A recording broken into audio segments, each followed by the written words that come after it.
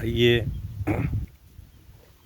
मैं आप लोगों को एक महत्वपूर्ण ध्यान की प्रक्रिया में ले जाना चाहता हूँ।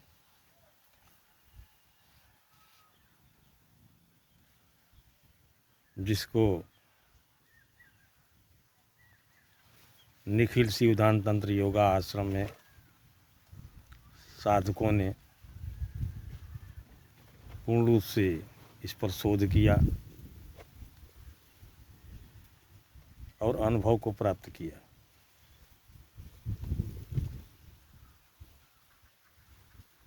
यह प्रक्रिया है,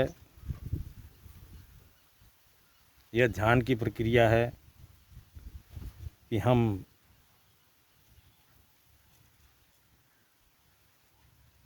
किस पर ध्यान करें, किसको समझें। आप अपने ऊपर ही इसका प्रयोग करें और देखें उसका अनुभव। प्रक्रिया ये है कि हम अपने मन को कैसे समझें। मन को ही ध्यान बना लें, मन पर ध्यान करें, आपको जीवंत एक स्पंदन मिलेगा। स्वयं को जानने का। जब आप मन पर ध्यान करते हैं तो वह मन है क्या, इस पर विचार आपके चलने लगते हैं। मन एक अदृश्य जो पकड़ा जाने वाला भी नहीं है, न इसे देखा जा सकता है, न इसको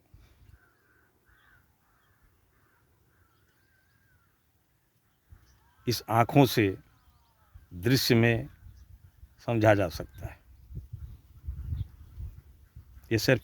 यह सिर्फ अनुभव किया जा सकता है। जब मन पर ध्यान करते हैं तो मन उसी तरह से है जैसे कमरे में कोई अतिथि जाता है और कमरे का सब निरीक्षण करता है, सब कुछ वहाँ के चीज़ों का अनुभव करता है।